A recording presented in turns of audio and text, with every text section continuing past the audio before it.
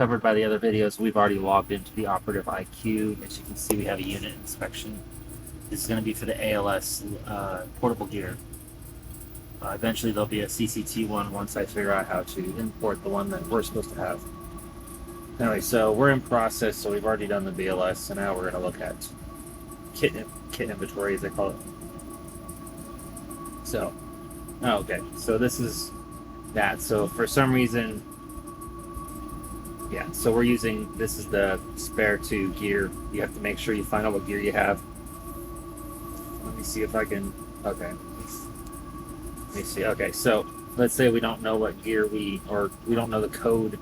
There's a special way. That little thing right here that I'm looking at, the enter code ID or kit ID, I got sent a list from one of our upper bosses, so you're going to see this list. This is the list. This covers South Central Texas, but it actually does have all the other ones. I'm just looking at South Central Texas. So I know mine's spare two. This is the only way to look it up so far that I know of. So that's spare two there. We're going across. So you want to do it, grab this. No, not there. Okay, so spare two. This is the way I figured out how to look it up. You just copy that. And you throw it in there.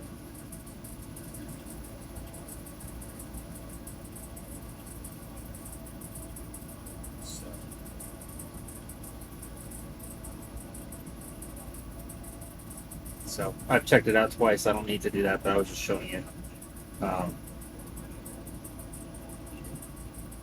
Just gonna check this extra thing back in. We already have it out, so that was how to find it. But once you get into it, I've already done the checkoffs with the monitor, so I can do the hard thing. But make sure you actually go through. You have expiration dates. Make sure you check them through, put them in correctly.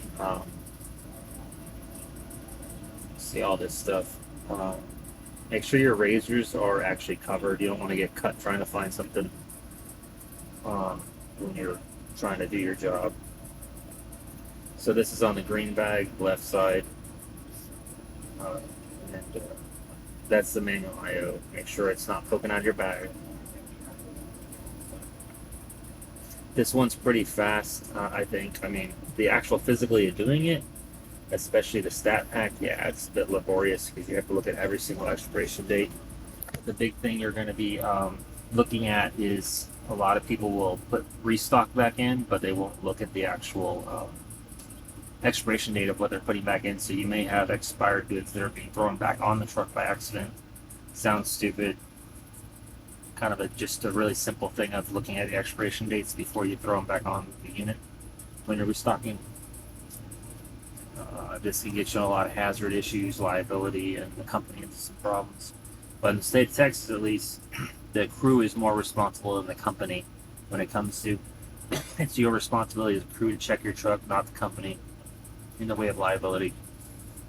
You can correct me if I'm wrong, but that's the last thing I heard from the state legislator. So you want to make sure everything is done. Like I said, I already went through.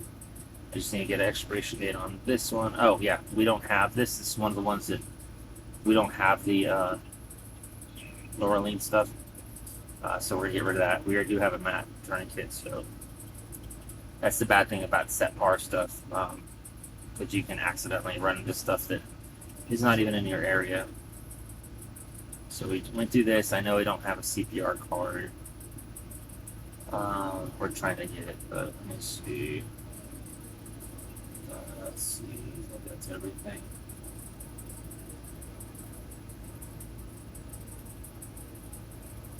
Let's see.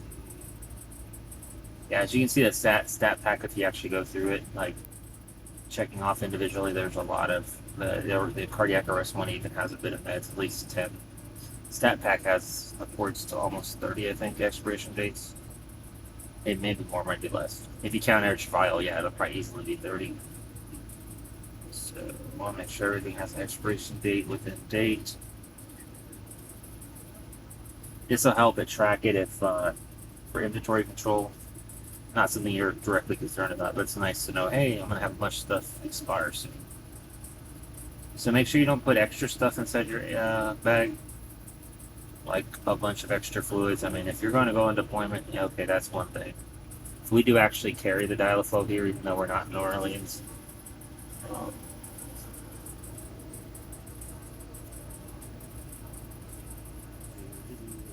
Okay, so communications. Now on this truck, we don't have any of this. So yeah, 0, 0, 0, and more zeros.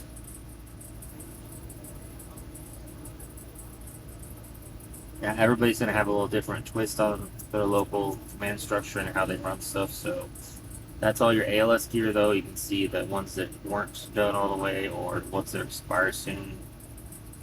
So I think that will show that we've done everything now. The ALS, the BLS AED, that's the portable. We don't do a BLS truck, but there is a kit ID thing that you'll get from your supervisor. CCT here. Let me see if I can see that. Okay, so here we don't have a VA truck CCT yet. All these CCT gears, these the codes right here, are all not ours.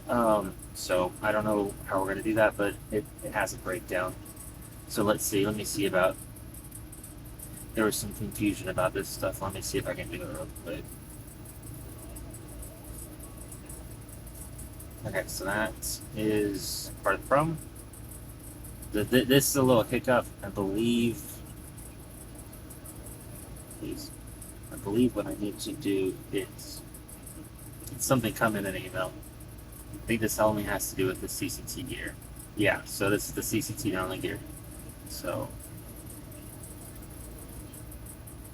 you get to see how the CCT gear, if there's any CCT people.